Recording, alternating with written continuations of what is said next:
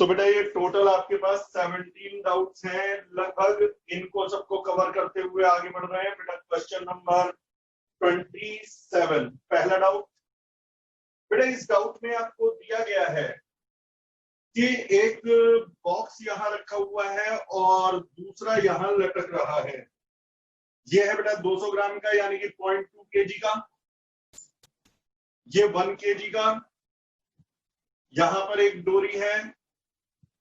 तुमसे कह रहे हैं कि भाई यदि कोएफिशिएंट ऑफ फ्रिक्शन 0.3 है और सारा सिस्टम रेस्ट पर है तो यहां फ्रिक्शन क्या होगा। समझ गए क्या सिस्टम है। डोरी यहां से जा रही है, एक डोरी यहां बंधी हुई है, ये सारा सिस्टम रेस्ट पर है, तो इधर फ्रिक्शन बताओ। कई बच्चे क्या कहेंगे, म्यू दिया है, मास दिया हुआ है तो म्यू एम जी से निकाल लेंगे। फिर बेटा म्यू एम जी से निकालोगे गलत आएगा, कारण ये स्टेशनरी है और स्टेशनरी में स्टैटिक फ्रिक्शन लगता है और स्टैटिक फ्रिक्शन वेरिएबल है। आप यहाँ mu R, mu m g cos theta stationary में कभी मत लगाना। यहाँ एक वेरिएबल फ्रिक्शन वाला केस होता है और वेरिएबल फ्रिक्शन का मतलब ये कि जितना फोर्स उतना फ्रिक्शन, तभी तो रुका हुआ है तो स्टेशनरी का। अब मुझसे कहा गया फ्रिक्शन बताओ। देख जब इसने वेट ने 0.2 g ने इसे खींचा होगा तो इधर से फ्रिक्शन ने इसे रोका होगा फिसलने से।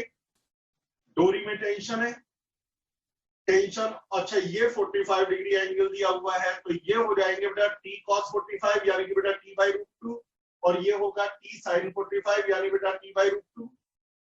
अब एक बात बताओ, सब कुछ रुका हुआ है यानी ऊपर वाले फोर्स नीचे वालों के बराबर, लेफ्ट वाले फोर्स राइट वालों के बराबर। ऊपर वाला है t/√2,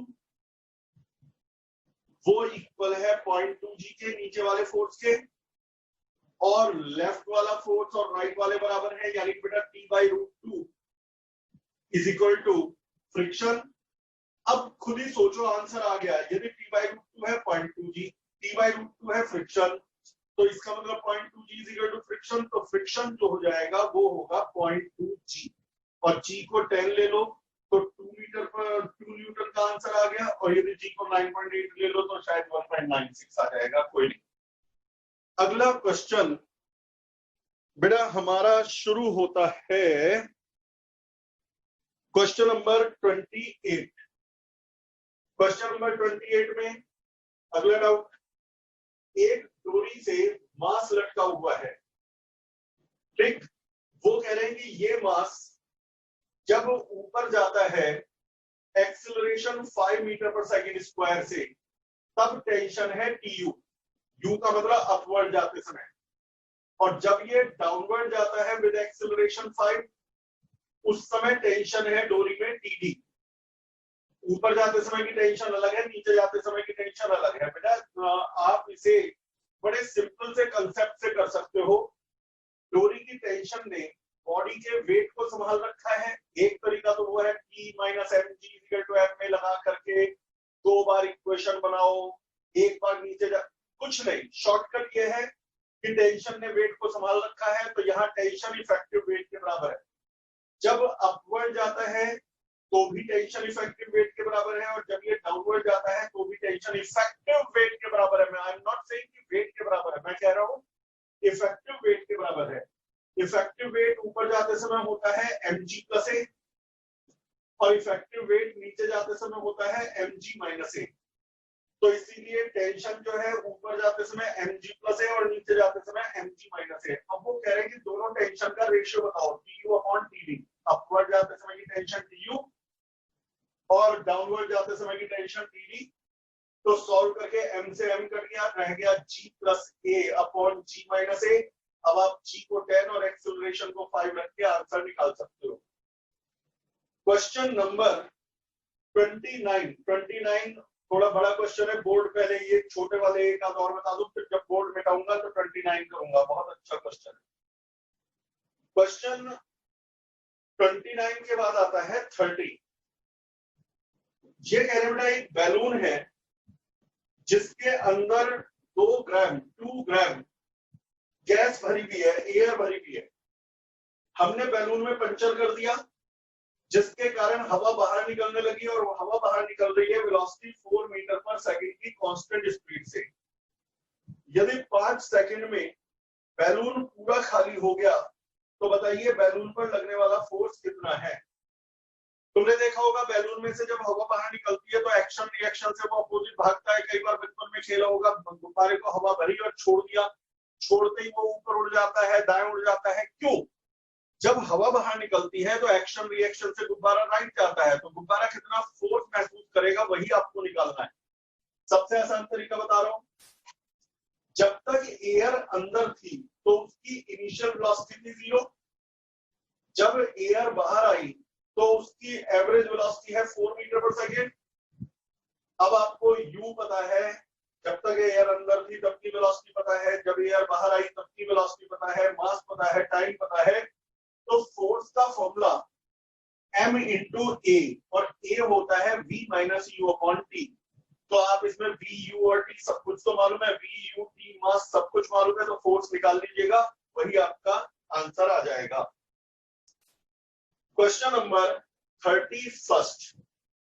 क्वेश्चन नंबर 31 में दिया गया कि एक एलिवेटर है जिसके अंदर एक आदमी बैठा हुआ है, एलिवेटर के अंदर एक मैन है, ये है एलिवेटर, उसके अंदर है मैन। एलिवेटर और मैन दोनों मिलाकर के, यानी मास ऑफ एलिवेटर और मैन दोनों मिलाकर के है 1000 किलो। और अकेले मैन का मास यदि पूछा जाए, मास ऑफ मैन, वो दिया हुआ है 80 KG. Mass of elevator with a man 1000 KG, दोनों का कंबाइंड मास, और मास ऑफ मैन 80 केजी। ठीक है बेटा।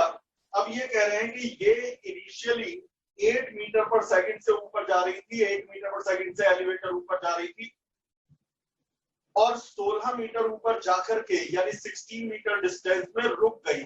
तो u की वैल्यू 8, v की वैल्यू 0, डिस्टेंस 16। तो एक तो केबल में टेंशन क्या है, और दूसरा फ्लोर पर कितना फोर्स लग रहा है। ये सारे क्वेश्चन सबसे आसान होते हैं, बगैर इक्वेशन बनाए कंपटीशन में कम समय में करना हो तो इफेक्टिव वेट से करो। डोरी में टेंशन क्या है, केबल में टेंशन क्या है, तो पहले बता केबल ने किसका वेट उठा रखा है, एलिवेटर का या मैन का या दोनों का? दोनों का। तो ये जो टेंशन है वो पूरे सिस्टम के इफेक्टिव वेट के बराबर है। और जब मैं इफेक्टिव वेट कहता हूं तो उस समय mg से मेरा मतलब नहीं होता, mg प्लस ए mg माइनस ए सबसे रहता है। तो एलिवेटर ऊपर जा रही है तो टेंशन जो होगी पूरे सिस्टम के इफेक्टिव वेट के बराबर होगी। इफेक्टिव वेट का फॉर्मूला लगेगा mg प्लस ए, जिसमें मास रखोगे 1000, जी रखोगे 9.8 या 10।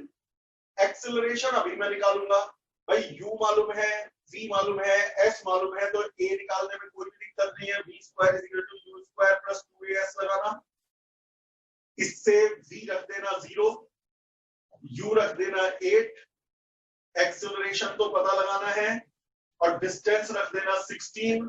तो a आ जाएगा जो कि खुद नेगेटिव आएगा। भाई रिटार्डेशन तो सबको दिखाई दे रहा है, रिटार्डेशन तो सबको दिख रहा है कि यहाँ पर रिटार्डेशन है, तो माइनस आएगा, माइनस में ही रखना। मैंने आपको बताया था ऊपर जाते समय फॉर्मूला लगता है mg प्लस ए, लेकिन इस फॉर्मूले का ये मतलब नहीं होता कि वेट बढ़ेगा ही बढ़ेगा। ए पॉजिटिव है तो वेट बढ़ेगा, ए निगेटिव है तो कम भी होगा, ए 0 है तो कांस्टेंट वेट से वेट भी रहेगा, mg भी रहेगा। तो ए आप जो भी आए नेगेटिव में वो रख देना। चलिए ठीक है बेटा। तो पहले ये तो हो गया टेंशन इन द केबल जिसने ये सारा वेट संभाल रखा था। अब वो कह रहे हैं फ्लोर पे लगने वाला फोर्स। देख फ्लोर पर जो फोर्स लग रहा है वो इस आदमी का वेट है, लिफ्ट का वेट फ्लोर पे नहीं लग रहा, फ्लोर पे आदमी का वेट लग रहा है।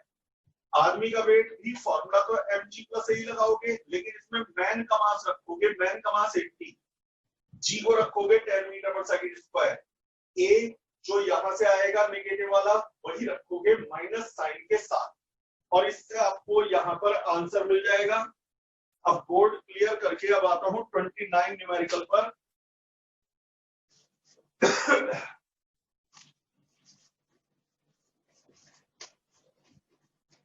जो समझ में ना आए तो बेटा माइक ऑन करके पूछ लीजिएगा, कोई दिक्कत वाली बात नहीं है।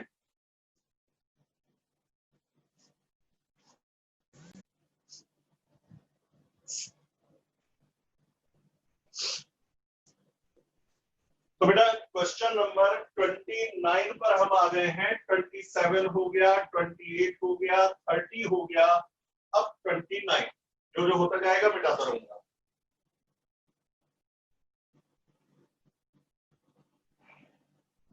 अच्छा, ज्यादा प्रॉब्लम थी तो मैंने 60 क्वेश्चन तक के ही डाउट उठाए हैं, नहीं तो फिर बेकार जबरदस्ती जल्दी में खत्म करना पड़ता। कल ये खत्म होगा चैप्टर, इनके बाद भी कोई सा आपका रह जाए भेज दो, कल को उसे कंप्लीट कर लेंगे मेरे बेटा। अब हमारा अगला क्वेश्चन 29 क्या कह रहा है? वो कह रहा है बेटा एक इंक्लाइन प्लेन है जिसके ऊपर एक ब्लॉक रखा हुआ है, कोएफिशिएंट वो angle of friction. Excuse me, sir. बोलो बेटा। Sir, please take Rashi. Okay okay okay, ठीक, ले लिया बेटा, थैंक यू। तो एंगल ऑफ फ्रिक्शन फाई दे रखा है, बाई चांस जूम गड़बड़ हो जाए तो मुझे बता देना, मैं कर दूंगा सही। तो ये कह रहे हैं कि एक ब्लॉक है जिसे इंक्लाइन प्लेन पर रखा गया है और एंगल ऑफ फ्रिक्शन है फाई। यहां तुम्हारे को दो फिगर बना करके मैं बता रहा हूं, ये रहा ब्लॉक, एंगल ऑफ फ्रिक्शन है फाई। अब क्वेश्चन ये है, the block can be, the block can be just stopped from sliding down by applying the force P either horizontally or parallel to the plane। मतलब question का मतलब समझो, इस block को फिसलने से रोका जा सकता है यदि P फोर्स हम हॉरिजॉन्टल लगाएं तो भी फिसलने से रोक दोगे, और यदि P फोर्स इंक्लाइन के पैरेलल लगाएं तो भी फिसलने से रोक दोगे। एंगल ऑफ फ्रिक्शन को मिटा रहा हूं जिससे फिगर क्लियर रहे। क्वेश्चन समझ लो, क्वेश्चन समझे बगैर आंसर कुछ नहीं। बॉडी का वेट है W। ध्यान रहे जो वेरिएबल यूज करने हैं वो वेरिएबल वही है जो क्वेश्चन में मेंशन है। तो एक बार W वेट का ब्लॉक है, P फोर्स हॉरिजॉन्टल लगा दो तो भी ये फिसलने से बच गया, जस्ट स्टॉप स्लाइडिंग डाउन। और या फिर P फोर्स ऊपर की तरफ लगा दो तो भी फिसलने से बच गया। ऊपर क्यों? क्योंकि फिसलने से रोकना है तो ऊपर ही फोर्स लगाएंगे। तो बताइए P अपॉन W की वैल्यू क्या है, ये मेरा क्वेश्चन है। तो मेरे बेटा यहां पर P अपॉन W निकालना है, एंगल ऑफ फ्रिक्शन फाई है, ये मैं अपनी तरफ से थीटा एक वेरिएबल ले रहा हूं। और पुरानी बात मैंने आपको बता रखी है, यदि कोई वेरिएबल हम चूज करते हैं तो वो फाइनल आंसर में नहीं रहना चाहिए। फाइनल आंसर में P होगा, W होगा, फाई होगा। इसके अलावा यदि मैं किसी भी वेरिएबल का प्रयोग करता हूं तो वो नहीं होगा। अब आप जरा ध्यान से देखिए, जिस समय P फोर्स सरफेस पे पैरेलल लगाते हैं उस समय क्या क्या कहानी है। वेट के कंपोनेंट W साइन थीटा, भाई mg को सीधे W कह दिया, W कॉस थीटा, रिएक्शन और फ्रिक्शन। फ्रिक्शन ऊपर क्यों लिया? भाई फिसलना नीचे जा रहा है तो फ्रिक्शन से रोकेगा। फ्रिक्शन लेकिन उतना ज्यादा है नहीं जो फिसलने से रोक सके। फ्रिक्शन यदि अकेला रहता तो ये फिसल जाता। तो मैंने P फोर्स और लगा दिया तो मेरे P फोर्स और फ्रिक्शन ने मिलकर के वेट को बैलेंस कर दिया, वेट के कंपोनेंट को। तो पहली इक्वेशन इसकी बनेगी, क्या बनेगी? यदि आपने स्लिप होने से रोक दिया है तो ऊपर वाले फोर्स नीचे वालों के बराबर, तो P plus friction is equal to W sine theta. Theta एक अनवांटेड वेरिएबल है, भूलना मत। P प्लस फ्रिक्शन क्या होता है बेटा? Mu R, W sine theta. P plus mu R, R किसके इक्वल एंड अपोजिट है? W कॉस थीटा के, is equal to W sine theta. P plus friction is equal to W sine theta, P plus mu R is equal to W sine theta, R की value W cos theta. तो P किसके बराबर हो गया? W sine theta minus mu cos theta. इसे बेटा right side में ले गया और राइट साइड में ले गया तो P अपॉन W की वैल्यू आ गई sign theta minus mu cos theta, equation number 1। क्या ये आंसर है बेटा? उन्होंने P अपॉन W तो पूछा था, P अपॉन W निकाल दिया, लेकिन ये आंसर इसलिए नहीं है कि थीटा अनवांटेड वेरिएबल है, मेरा बनाया हुआ है, मेरा लगाया हुआ वेरिएबल है, उसमें आंसर नहीं छोड़ना है। म्यू कहीं जिक्र नहीं किया म्यू का उन्होंने, एंगल ऑफ फ्रिक्शन जरूर बोला है फाई, तो अभी ये आंसर फाइनल नहीं है। तो खैर चलो इसका फायदा उठा लिया, अब इसका फायदा उठाओ, सारे फोर्स बनाओ। ये होगा W sin theta, W cos theta, reaction, friction, ये तो फोर्स मैंने बनाई दिए। अब P के कंपोनेंट, ये थीटा है तो ये भी थीटा है, कॉरस्पॉन्डिंग एंगल, तो P का एक कंपोनेंट P cos थीटा और दूसरा कंपोनेंट P sin थीटा, जो इसमें जुड़ जाएगा, यही लिख देता हूँ P sin थीटा। तो P cos थीटा तो फ्रिक्शन के साथ सपोर्ट कर गया और P sin theta W cos theta के साथ ऐड हो गया। अब इसकी इक्वेशन क्या बनेगी, यदि ये फिसलने से फिर रुका तो ऊपर वाले फोर्स नीचे वालों के बराबर, तो P cos theta plus friction, P cos theta plus friction is equal to W sin theta, लेकिन फ्रिक्शन को मैं सीधे लिख रहा हूं mu R is equal to P cos theta plus mu R is equal to W sin theta. अब R की वैल्यू रखूंगा P cos theta plus mu R, R की वैल्यू कितनी होगी, रिएक्शन कितनी होगी, जितना फोर्स दबाएगा उतनी रिएक्शन होगी, दबाने वाला फोर्स है W cos theta plus P sin theta, तो W cos theta plus P sin theta ये सरफेस को दबाने वाला फोर्स है, is equal to W sin theta, bracket खोल दो, P cos theta plus mu W cos theta plus mu P sin theta is equal to W sin theta. जिसमें P common है वो P कॉमन ले लो, bracket में रह जाएगा बेटा cos theta plus mu sin theta, right side में mu W cos theta को राइट में ले जाके W कॉमन ले लो, ब्रैकेट में बचेगा बेटा sin थीटा माइनस म्यू cos थीटा, इससे फिर P अपॉन W आ गया, कितना आया बेटा sin थीटा minus mu cos theta divided by cos theta plus mu sin theta. एक और P अपॉन W की वैल्यू आ गई, P अपॉन W पहले भी आया था, P अपॉन W दोबारा आ गया, लेकिन मामला अभी खत्म नहीं हुआ। P अपॉन W के जो समस्या यहाँ थी वही समस्या यहाँ है, थीटा आंसर में नहीं चाहिए, म्यू आंसर में नहीं चाहिए, आंसर में चाहिए फाई। तो अब इससे क्या करें, दोनों की लेफ्ट हैंड साइड सेम है तो राइट हैंड साइड भी सेम होगी, तो राइट हैंड साइड ये वाली और ये वाली इक्वेट करो, तो बचेगा उधर की राइट हैंड साइड है sin थीटा माइनस म्यू cos थीटा और इधर की राइट हैंड साइड है sin थीटा minus mu cos theta divided by cos theta plus mu sin theta, ठीक है बेटा, अपॉन 1, तो ये तो कट गया और रह जाएगा cos theta plus mu sin theta is equal to 1। पहले आपने क्या किया, इस वाले से बैलेंस करे ऊपर नीचे के फोर्स, P अपॉन W निकाल लिया, फिर यहां से ऊपर नीचे के फोर्स बैलेंस करे, P अपॉन W निकाल लिया, P अपॉन W दोनों तरफ लेफ्ट साइड सेम है तो राइट साइड को सेम रख के ये इक्वेशन निकाली।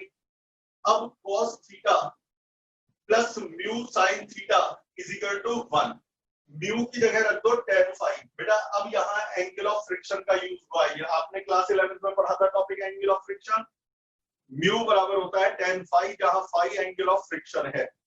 और हर बार की तरह वही बोलूंगा, यदि एंगल ऑफ फ्रिक्शन या एंगल ऑफ रिपोर्ट का कंसेप्ट ना मालूम हो तो आप मुझे मेरे से वीडियो मंगा सकते हो। चल भाई, अब P अपॉन W की वैल्यू से हमने फायदा उठा लिया, अब यहां पर क्या बचेगा, cos थीटा, म्यू की जगह tan फाई होता है sin phi upon cos phi into sin theta is equal to 1। दोनों का एलसीएम ले लो, एलसीएम आएगा cos फाई, न्यूमरेटर हो जाएगा, देखो उधर से देखते रहो, cos theta cos phi plus sin theta sin phi, cos theta cos phi plus sin theta sin phi. अब cos है cos b प्लस sin है sin b का फॉर्मूला लग गया cos a माइनस b, यानी कि cos थीटा माइनस फाई, ऊपर बन गया cos थीटा माइनस फाई, नीचे का cos फाई 1 में मल्टीप्लाई हो गया, तो theta minus phi is equal to phi, तो theta is equal to 2 phi, ये थीटा की वैल्यू आ गई। अब जो ये असली काम हुआ है मेरे बेटा असली क्या, आप ये बताओ पी अपॉन डब्ल्यू, ये भी आंसर था लेकिन थीटा मुझे चाहिए नहीं था, मुझे आंसर में फाई चाहिए था। अब थीटा को फाई में बदलने का तरीका मिल गया, थीटा को 2 फाई लिखो और आंसर ले लो। तो अब मेरा फाइनल आंसर से 2 कदम दूर हूं, 1 2। मैं थीटा को 2 फाई रखने जा रहा हूं, पुट इन फर्स्ट, चाहे फर्स्ट में रख दो या सेकंड में रख दो, सेकंड वाली ज्यादा टिपिकल सी है, उसमें रख के फायदा नहीं है, तो फर्स्ट में रख दो, आंसर एक ही आएगा, तुम कोई से भी रख दो। तो पुट इन फर्स्ट और पी अपॉन डब्ल्यू निकालो, साइन थीटा बन जाएगा sine 2 phi minus mu, mu बन जाएगा tan phi, cos theta cos 2 phi,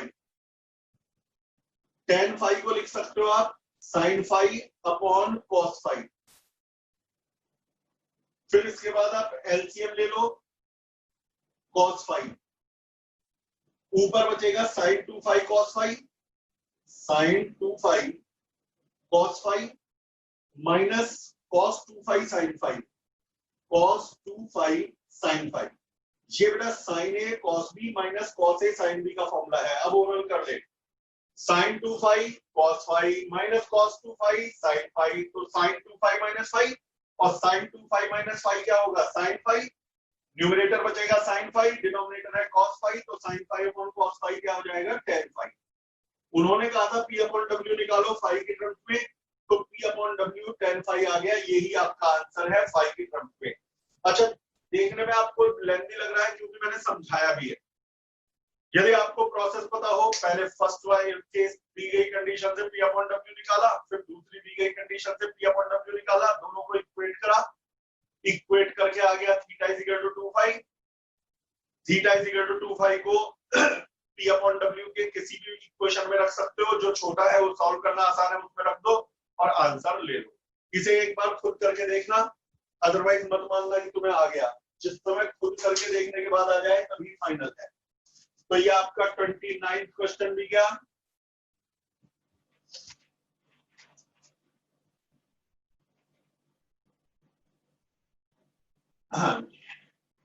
next,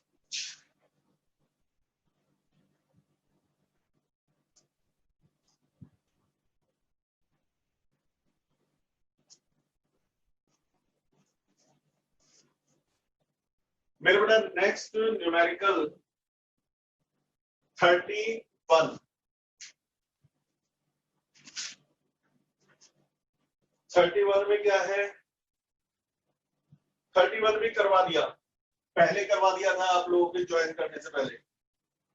31 के बाद बेटा हमारा है 33।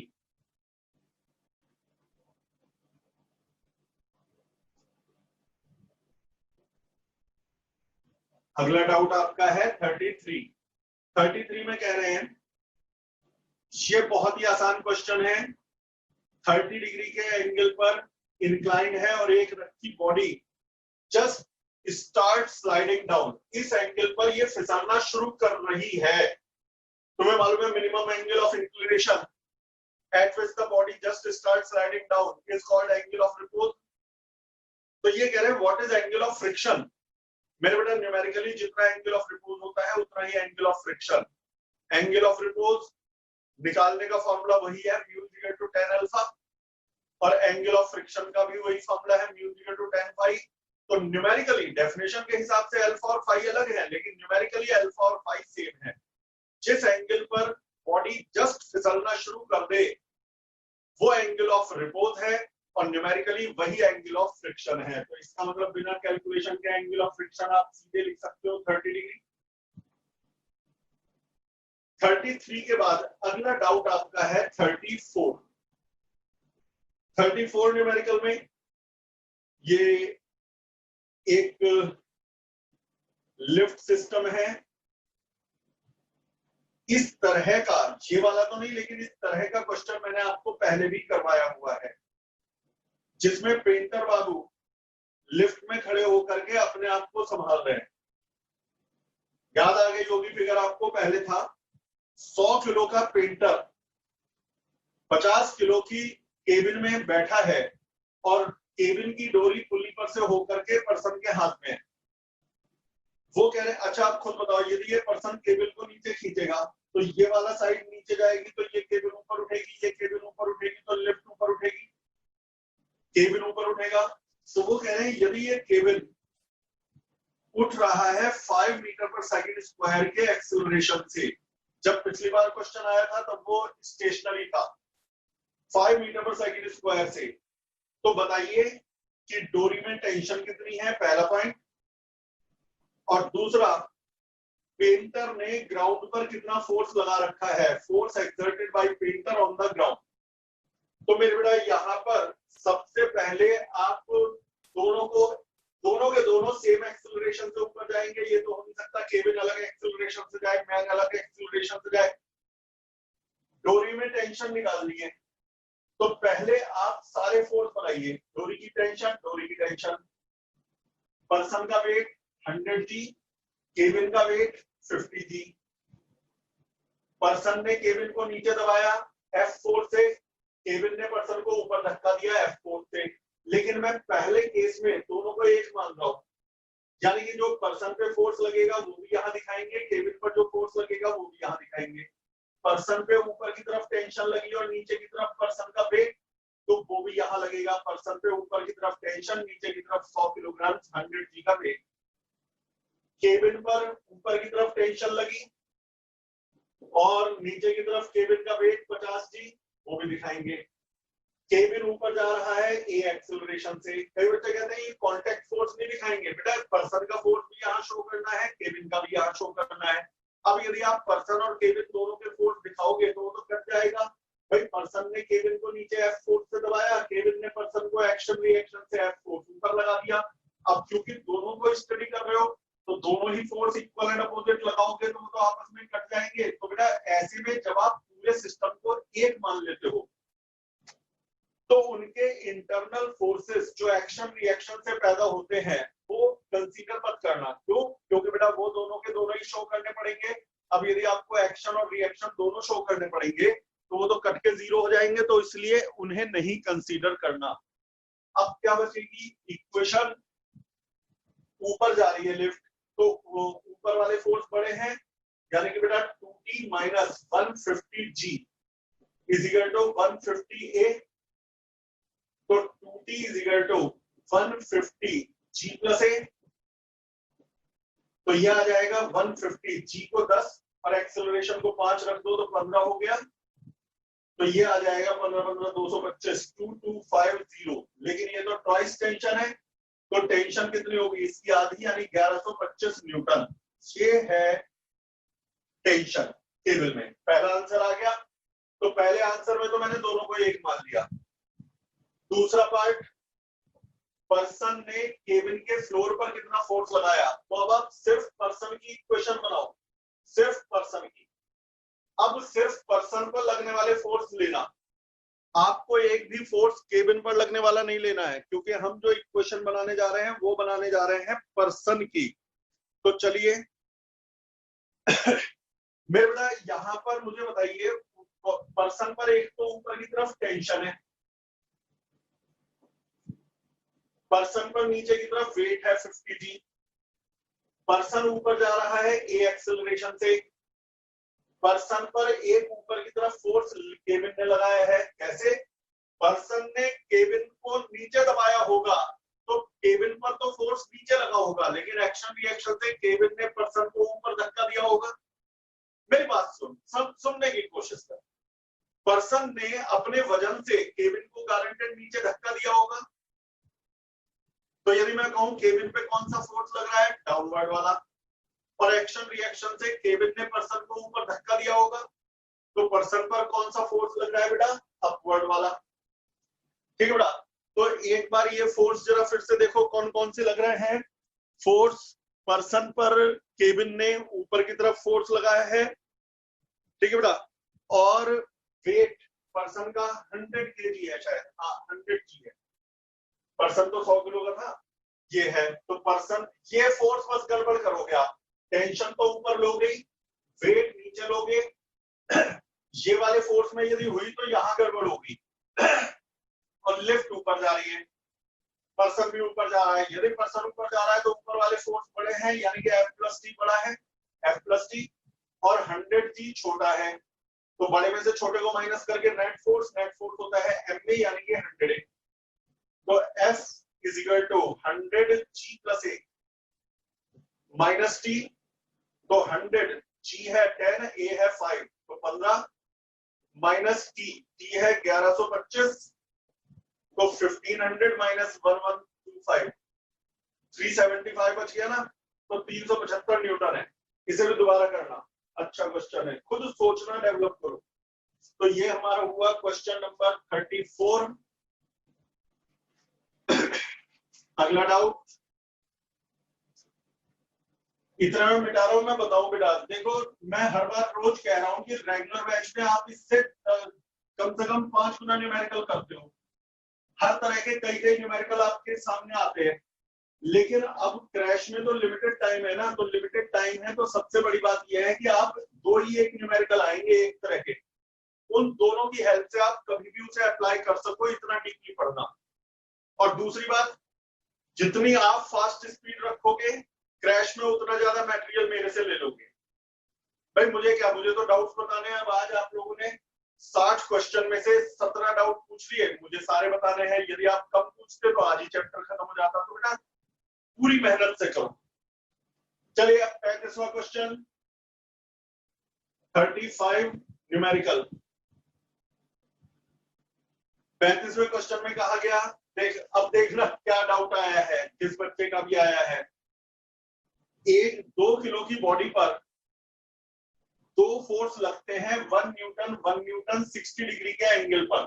इस क्वेश्चन को देख करके तो बस मजा आ गया। बॉडी का एक्सेलरेशन बताओ नेग्लेक्टिंग ग्रेविटी, मतलब 2 फोर्स लग रहे हैं 1 और 1 के 60 डिग्री के एंगल पर, तो एक्सेलरेशन बताओ। अरे मेरे लाल क्या है ये डाउट, ये ऐसा है जैसे खाने के बाद हाजमोला। नेट फोर्स, पहले फोर्स का स्क्वायर दूसरे फोर्स का square, 2 into 1 into 1 into cos 60, तो √3 आ गया न्यूटन।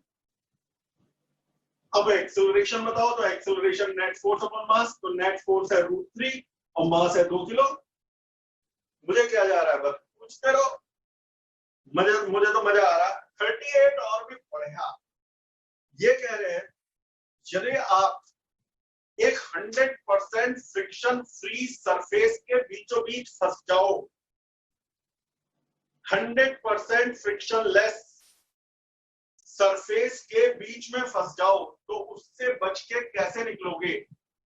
कई लोग कहेंगे चल के, मेरे बेटा चलने के लिए फ्रिक्शन की जरूरत होती है, आपने पढ़ रखा है, फ्रिक्शन के बगैर हम लोग मूव नहीं कर सकते, नहीं निकल पाओगे।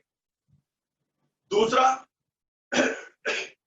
मैं बताऊं, किसी चीज को फेंक के, भाई मैं यहां पर पेन फेंक दूं, तो एक्शन रिएक्शन से पेन यदि आगे फोर्स लगाया मैंने, तो ये मुझ पे पीछे फोर्स लगाएगा, तो लेकिन फ्रिक्शन मुझे रोक लेता है। यदि मैं होता फ्रिक्शन लेस जगह पर, मैं पेन को आगे धक्का फेंकता फोर्स लगा के, तो पेन मुझ पे रिएक्शन लगाता, और यदि पेन रिएक्शन लगाता तो मैं पीछे की तरफ खिसकता जरूर, क्योंकि यदि मेरे पे फोर्स है और मेरे में मास है, तो मेरे में एक्सेलरेशन जरूर होगा, मेरी स्पीड जरूर बढ़ेगी और मैं पार हो जाऊंगा। फ्रिक्शन तो है नहीं।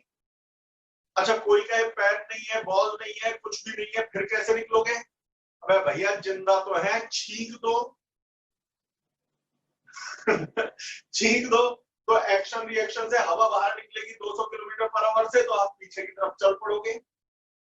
तो स्पिटिंग और स्नीजिंग से भी आप बच के निकल सकते हो। तो खैर ये तो सिंपल कंसेप्ट था। 43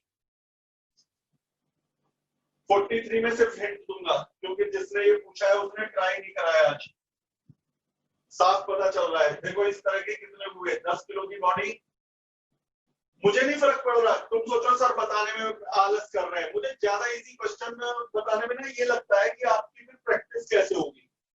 कोएफिशिएंट ऑफ फ्रिक्शन है 0.2, वो कह रहे हैं यहाँ मिनिमम कितना मास लगाएं कि बॉडी चलने लगे। मैंने कितने क्वेश्चन करवाए हैं, यदि मिनिमम मास लगाओगे तो 0 एक्सेलरेशन से चलाना है इसे, 0 एक्सेलरेशन से, क्योंकि ज्यादा मास लटकाओगे तो ये लार्ज एक्सेलरेशन से चलेगा, कम मास लटकाओगे तो स्मॉल एक्सेलरेशन से चलेगा, मिनिमम मास लटकाओगे तो 0 एक्सेलरेशन से चलेगा। नेगेटिव एक्सेलरेशन यानी रिटार्डेशन तो हो ही नहीं सकता रुकी हुई बॉडी में। सारे फोर्स बनाओ, मैं इक्वेशन भी नहीं बनाऊंगा, मैं सिर्फ बताऊंगा टेंशन टेंशन टेंशन, वेट टेंजी, रिएक्शन और फ्रिक्शन। पूछा है तो आंसर जरूर मिलेगा। अब दो इक्वेशन बनाना, पहली इक्वेशन तो ये बनाना mg minus T is equal to M A और ए को 0 रख देना, mg minus T is equal to M A को 0 रख देना। इसकी t minus friction is equal to M 10a, t minus friction is equal to 10a, a को 0 रख देना। फ्रिक्शन होगा म्यू इंटू आर और आर है टेन जी, तो फ्रिक्शन होगा म्यू इंटू टेन जी। तो t कितना आ गया, t minus mu into ten G is equal to 0। इन दोनों को सॉल्व करना, m निकल जाएगा। इतना हिंट मोर देन एनफ है। क्वेश्चन नंबर 48 क्वेश्चन में है, यदि एक बॉडी पर 50 डाइन का फोर्स लगा, 5 ग्राम का मास था, 3 सेकंड तक फोर्स लगा, तो इंपल्स बताओ। अब मैं कुछ नहीं बोलूंगा, मैं सिर्फ बता रहा हूं। इंपल्स होता है फोर्स इनटू टाइम। आगे अब मैं क्या बताऊं, फोर्स है 50, टाइम है 3, तो 150, लेकिन सीजीएस पे आएगा डाइन सेकंड। अब यदि एसआई में करना है तो 50 डाइन, 1 डाइन होता है 10⁻⁻5 न्यूटन, 1 न्यूटन 10⁻5 डाइन है, और टाइम है 3 सेकंड, तो 150 इंटू 10⁻⁻5 या 1.5 इंटू 10⁻³ न्यूटन सेकंड। बस ये आंसर। अगला क्वेश्चन 49।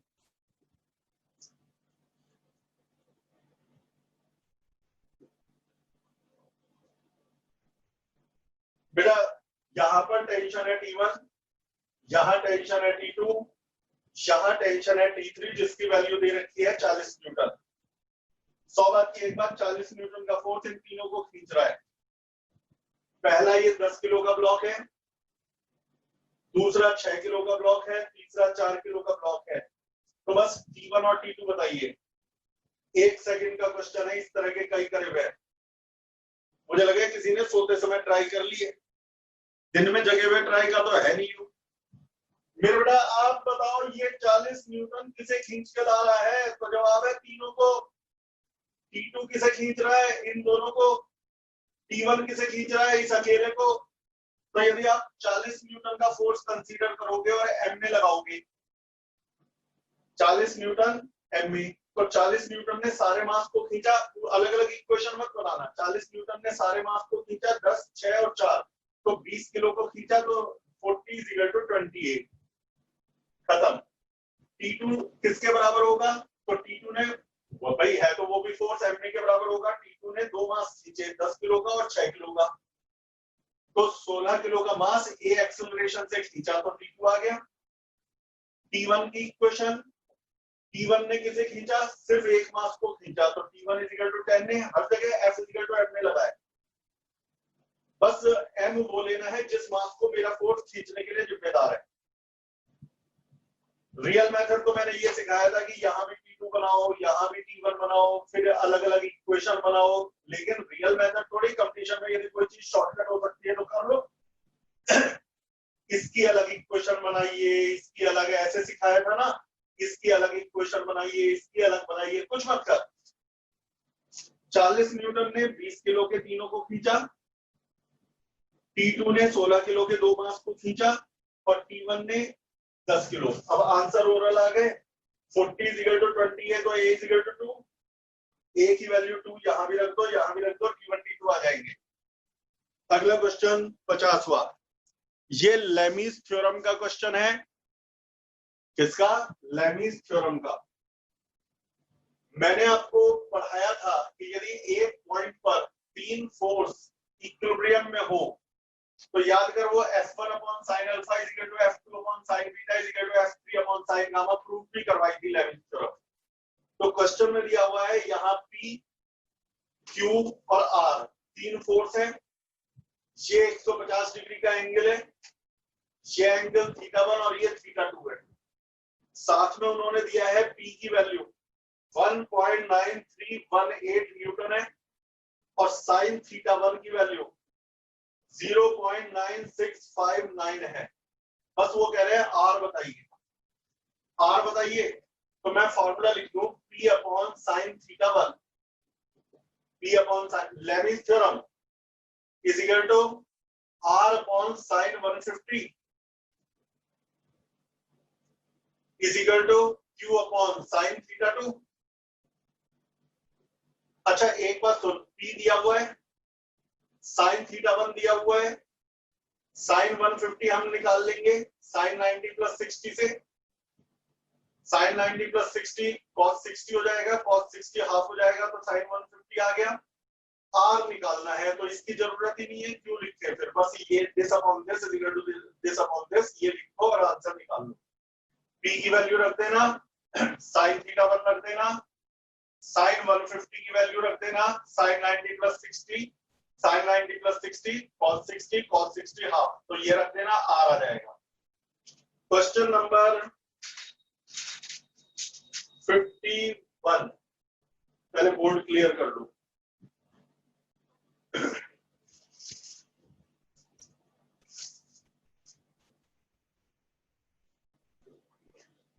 फोर्टी 49 शायद हो गया, 49 हो गया, हाँ हो गया, वो T1 T2 वाला था।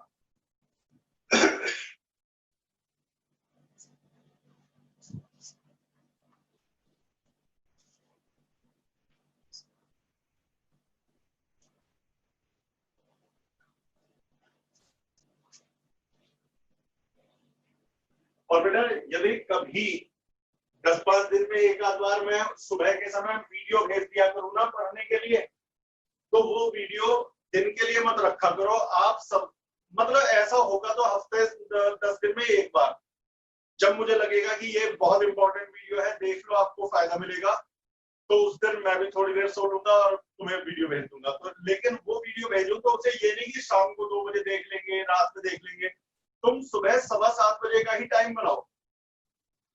यदि कभी वीडियो भेजा लाइव की बजाय और 7:15 बजे से 8:30 पौने 9 बजे तक ही पढ़ो, तो तुम्हें भी वही फील आएगी कि क्लास ही चल रही है, और उस समय समझ में आने का भी जो एक निश्चित समय होता है, उस समय की पढ़ाई अलग होती है। कुछ बच्चे बड़ी रैंडम पढ़ाई करते हैं, कभी मन किया बायो उठा ली, कभी मन किया केमिस्ट्री उठा ली, कोई टाइम टेबल नहीं है, कोई शेड्यूल नहीं है, कभी मन किया फिजिक्स उठा ली, कभी मैथ्स उठा ली। ऐसे बच्चे कभी सिलेक्ट नहीं होते, जो इर्रेगुलर होते हैं। अच्छे बच्चे वो होते हैं जिनका एक फिक्स टाइम टेबल होता है कि भाई सुबह 7 बजे से 9 बजे तक यदि मैं फिजिक्स पढ़नी है वीडियो से तो पढ़नी है, होमवर्क यदि उन्हें 11 बजे से 1 बजे तक करना है तो उसी समय करना है। तो उससे क्या होता है, किसी दिन बाई चांस आपका टाइम टेबल बिगड़ता है तो हमारे अंदर से आवाज आती है कि तू गलत कर रहा है। आप रोज मान लो 11 से 1 फिजिक्स के न्यूमेरिकल करते हो, या केमिस्ट्री या मैथ्स या बायो, कोई भी एक मैं बता रहा हूं, और वो एक दिन ना करो तो आपके अंदर एक फीलिंग सी आने लगेगी, गिल्टीनेस फील होगा कि यार आज मैंने ये नहीं करा। और यदि आपका कोई सिस्टम नहीं है तो फिर नहीं होने का। तो जब भी मैं वीडियो भेजूं बाई चांस तो 7:15 बजे ही शुरू करना और 8:30 पौने 9 तक ही देखना। बाकी यदि कई बार ऐसा होता है लाइव भी ले लेता हूँ, वीडियो भी भेज देता हूँ, तो ऐसे में फिर आप दिन में किसी भी टाइम पढ़ो। तो ये आपका क्वेश्चन गया। अगला न्यूमेरिकल, तो भैया देख सलाह देना मेरा काम है, टाइम टेबल बनाओ, सिलेक्शन पाओ। क्वेश्चन नंबर 51 में एक इंक्लाइन प्लेन पर बॉडी रखी हुई है, वो कह रहे हैं थीटा मास m, यदि resultant downward force, question soon low, if reaction is equal to, दोबारा सुनो, if reaction is equal to twice of resultant downward force, तो थीटा क्या है? यदि रिएक्शन, यहां पे जो रिएक्शन लगेगी नेट डाउनवर्ड फोर्स का डबल है, तो थीटा क्या है? सारे फोर्स बनाना भैया, mg sin theta, mg cos theta, friction, reaction, और भी कोई फोर्स दिखाया हुआ है, रिएक्शन, फ्रिक्शन, बस और कुछ नहीं दिया हुआ, यही है। तो मेरे बेटा बताइए, अब इसमें रेस्ट पर है या मोशन में, बस ये और देख लो। If reaction is twice of resultant downward force, ठीक है बेटा। तो आप बताइए थीटा क्या है, मुझे बिल्कुल सिंपल क्वेश्चन है, एक बात बता, reaction is twice of downward force, reaction mg cos theta, twice of reaction mg cos theta, twice of net downward force है mg sin थीटा, minus friction net downward force, mg sin थीटा minus friction होगा mu R, और r होगा mg cos theta. mg sin थीटा minus friction का double reaction है, तो पहले नंबर पे तो mg उड़ गया, ठीक है बेटा। अब इसके बाद आप थीटा की वैल्यू निकाल लोगे, म्यू दिया हुआ है 0.5, तो म्यू की वैल्यू रख देना, थीटा निकल जाएगा। अब इसमें क्या कैलकुलेशन करूं, चल कर ही दूं, cos थीटा इज इक्वल टू 2 sin थीटा माइनस 2 इंटू 0.5 1 cos थीटा लेफ्ट ले आओ, 2 cos थीटा बराबर 2 sin थीटा, 2 से 2 कट गया, tan थीटा 1 तो थीटा 45 डिग्री। मैंने कहा इसे ही छोड़ के क्या एहसान करूंगी, चल यार छोड़ दिया। अगला क्वेश्चन 51 हो गया, 55 न्यूमेरिकल में एक वेज है, सेम क्वेश्चन कराया हुआ है पहले, जिसके ऊपर से डोरी आके मास लटक रही है, इसका पुली का मास है स्मॉल m और ये लटका हुआ है कैपिटल M। तो वो कह रहे हैं इस हिंज पर कितना फोर्स लगेगा, जहां पुली बनी हुई है लकड़ी के प्लैंक पर कितना फोर्स लगेगा। एक बात बता, weight mg, tension tension tension tension, weight small mg, यदि ये सारा सिस्टम रुका हुआ है तो T is equal to capital mg first. अब यहां लगने वाले फोर्स ये निकालने हैं, तो लेफ्ट साइड में तो T लग रहा है और डाउनवर्ड में लग रहा है T plus small mg, T और स्मॉल mg। रिजल्टेंट फोर्स बताना है, तो रिजल्टेंट फोर्स होगा under root T square plus T plus small mg का होल स्क्वायर। अब इसमें T की जगह कैपिटल mg रख देना, आंसर आ जाएगा। T की वैल्यू रख देना कैपिटल mg और get the answer. Question number 55 के बाद है 56। ये कह रहे हैं कि यदि एक एलिवेटर में वेइंग मशीन से पेन लटका हुआ है और पेन में मंकी बैठा हुआ है, तो बताओ वेइंग मशीन की रीडिंग सबसे ज्यादा कब आएगी। 4 ऑप्शन दे रखे हैं, कांस्टेंट वेलोसिटी से ऊपर जाने पर, कांस्टेंट वेलोसिटी से नीचे जाने पर, एक्सेलरेशन से ऊपर जाने पर, एक्सेलरेशन वगैरह वगैरह। मैं एक लाइन में बता दूं, सबसे ज्यादा रीडिंग आएगी जब ये अपवर्ड जाएगा एक्सेलरेशन से, क्योंकि याद करो नीचे जाते समय वेट इफेक्टिव वेट होता है mg माइनस a, ऊपर जाते समय effective weight mg plus a। तो पहली बात तो ऊपर जाते समय mg प्लस a आएगा। ऊपर से मैंने कहा एक्सेलरेशन से, रिटार्डेशन से नहीं, क्योंकि उनमें a को प्लस माइनस के साथ रखते हैं। ऊपर जाते समय वेट कम भी हो सकता है, फार्मूला ही तो mg प्लस a लगेगा। a की वैल्यू तो निगेटिव ना हो, यदि a की वैल्यू निगेटिव हो गई फिर तो आप लेस वेट हो जाएगा। तो सबसे ज्यादा रीडिंग आएगी जब ये ऊपर जाएगा एक्सेलरेशन से, पॉजिटिव एक्सेलरेशन से। तो पहले तो फॉर्मूला mg प्लस है, उसमें भी a पॉजिटिव, तो सबसे ज्यादा। हाँ, एक और केस हो सकता था, यदि वो कहते डाउनवर्ड विद रिटार्डेशन तो भी मैक्सिमम आता, क्योंकि डाउनवर्ड में फॉर्मूला तो लगाते हैं mg माइनस a और a निगेटिव है क्योंकि रिटार्डेशन है, तो माइनस से माइनस प्लस हो जाएगा। तो दो ही केस में वेट हमारा बढ़ता है, ऊपर पॉजिटिव एक्सेलरेशन से चले तो वेट बढ़ता है और नीचे रिटार्डेशन से चले तो वेट बढ़ता है। अगला question, question number 60। Question number 60 ये हमारा हो गया 56। ये 38 48 ना हुए क्या बीच में, या हो के निकल गए? चलो अभी देखूंगा पहले। क्वेश्चन नंबर 60 में ये कह रहे हैं कि एक इंक्लाइन प्लेन पर दो मास रखे हुए हैं, M1 और M2। ये कह रहे हैं M1 ऊपर जा रहा है, M2 नीचे जा रहा है, तो बताओ M1 अपॉन M2 की क्या वैल्यू है? सबसे आसान एक बात बता, इसका वेट का कौन सा कंपोनेंट इसे नीचे, फ्रिक्शन है नहीं, वेट का कंपोनेंट M1G साइन एंगल दिए हुए हैं। अब एंगल लिखने रह गए, मैं वैसे ही अपनी तरफ से बना लेता हूं। मान लो ये 30 डिग्री और ये 60 डिग्री है, दिए हुए हैं नोट्स में।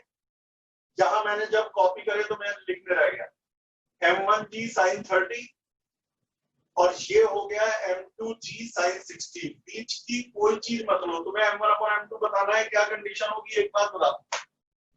ये सिस्टम है, इधर कौन सा फोर्स है M1G साइन 30 और इधर कौन सा है M2G साइन 60।